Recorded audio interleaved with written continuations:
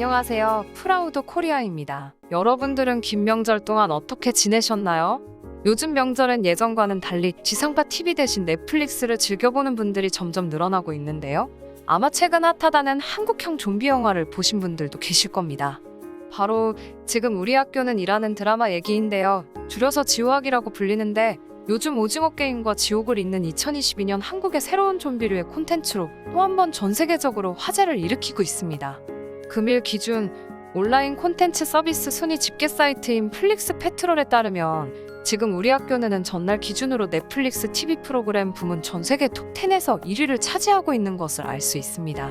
넷플릭스가 제작한 한국 TV쇼 프로그램으로는 오징어 게임이 53일 동안 1위를 차지한 사건, 지옥이 11일 동안 1위를 차지한 일에 이어 세 번째로 월드랭킹 정상에 오른 작품이 되었습니다. 한국을 포함해 독일, 프랑스, 터키, 브라질, 사우디아라비아 등 50개국 넷플릭스 방영국가에서 1위를 차지하고 있고 2위인 국가를 거의 찾아보기도 힘들 정도로 흥행을 이어가고 있습니다. 이 순위는 영상을 제작하는 지금도 계속 갱신되고 있을 정도로 시청자들이 늘어나고 있습니다. 그리고 각종 평론 사이트들의 평가들도 긍정적인 편입니다. 대표적인 평론 평점 사이트인 로튼토마토에서는 9명의 평론가들이 신선토마토 점수를 주면서 100%의 기록을 세우고 있고 일반 시청자들의 점수도 81%를 기록하고 있습니다. 과거 오징어 게임의 경우 평론가 평점 94%, 일반인 평점 83%, 마이네임의 경우 평론가 지수는 없었고 일반인 94%, 지옥은 평론가 지수 97%, 일반인 69%를 기록했으며 고요이바다는 평론가 지수 78%, 일반인 점수 70%를 기록했죠. 대체적으로 한국 콘텐츠들이 평론가 점수가 높은 편인 반면 100%인 경우는 이번이 처음입니다. 이렇게 하루 만에 월드랭킹 1위를 차지하고 각종 평론 사이트들에서 좋은 평가를 받을 수 있는 이유는 전 세계의 시청자들로부터 한국 작품들이 커다란 신뢰도를 얻고 있기 때문이며 동시에 이 작품이 기존의 서양 사람들이 굉장히 좋아하던 장르물이고 한국 작품에서만 느낄 수 있는 독특한 경험 때문이라 생각됩니다. 과거 좀비물은 서양의 것으로만 여겨지는 컨텐츠였으며 실제로 전 세계적인 인기를 얻었던 좀비물 드라마, 영화들은 대부분이 서양 작품이었죠. 그러나 2016년 개봉되어 커다란 흥행을 기록했던 부산행을 기점으로 이제 한국의 것이 대세다라는 말이 나올 정도로 기존의 서양의 전유물로만 여겨졌던 콘텐츠가 한국에 의해 재탄생되면서 커다란 반향을 불러일으켰습니다. 또한 부산행과 킹덤 때도 그랬지만 아마 세계 사람들이 느껴보지 못했던 K-좀비의 미친 듯한 주행 속도가 흥행에 한몫했을 것이라고 생각되는데요.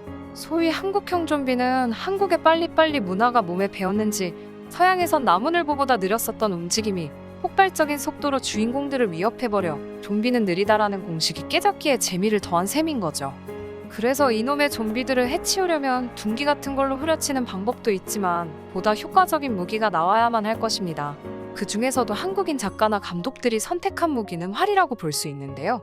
특히 지금 우리 학교는에서 나오는 양공부의 장아리는 드라마 4화에 나와서 좀비들을 단 한 발 만에 모두 적중하는 실력을 발휘해서 보는 이에게 사이다를 줬었죠. 그러나 장아리의 실력에 관해서 극중 양공부는 전국체전에서 입상도 못해 대학조차 가지 못할 거라는 코치의 말과 대비되는 상황을 보여주고 있는데요.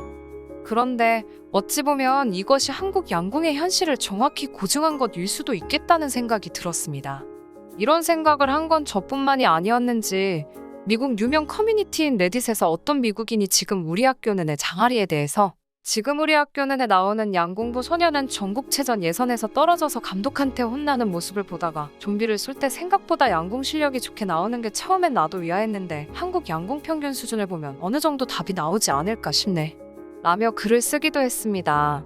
한국의 양궁의 수준은 세계 네티즌에게도 잘 알려져 있나 봅니다. 사실 양공부의 실력이 드라마상에서는 개판이라고 나와는 있지만 그건 단순히 한국 내에서만 해당되는 일이라고 볼 수 있는데요.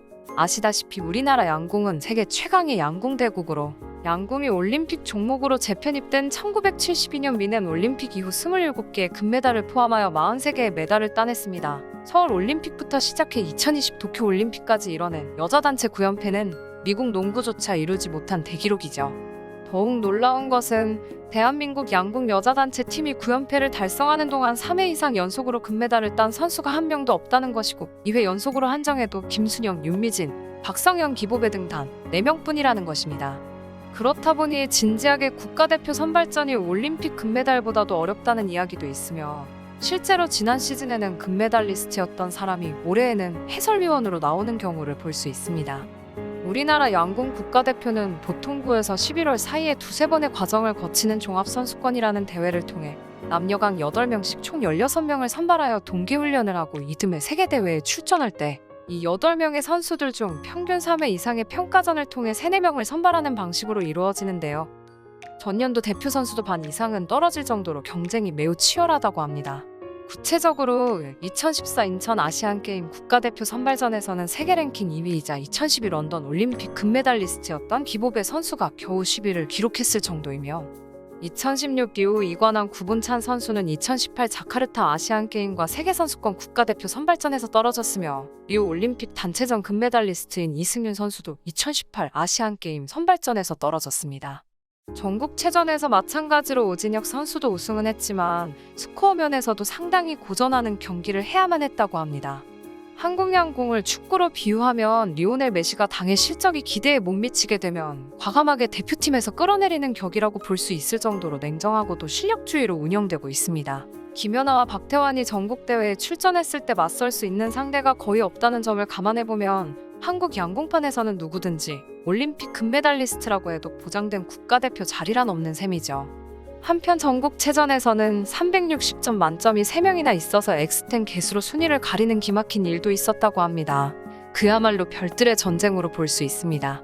그러니까 지루하게 나오는 양궁 선수들이 못한다는 게 아니라 그 좋은 실력을 가지고 전국체전에서 쩔쩔매는 건 어찌 보면 적어도 한국 내에선 당연하다고 볼 수 있는 것이죠. 그리고 그 험난한 고등학생들 중 1인자는 현실에서 볼 수 있는 도쿄올림픽 금메달리스트인 안산 선수가 되는 것입니다. 그녀는 고등학생임에도 불구하고 올림픽에서 엄청난 멘탈과 실력을 전 세계에 뽐냈던 적이 있죠. 안산 선수는 대한민국 하계 올림픽 최초의 3관왕이며 이에 따라 2024 파리 올림픽 공식 SNS에서 선정한 도쿄 올림픽 대표 인물 몇 명만을 그리는 포스터에 들어가 있기도 했습니다.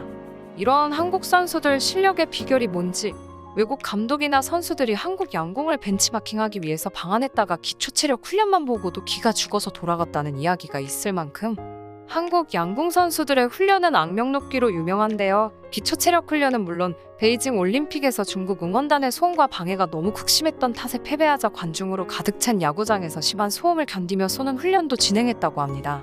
한국의 콘텐츠들이 이젠 너무나도 당연하게 1위를 찍어내곤 해서 이젠 그닥 실감이 가지 않는 상황까지 이르렀지만 세계에서 1위를 한다는 것은 정말 대단한 일이라고 볼 수 있는데요.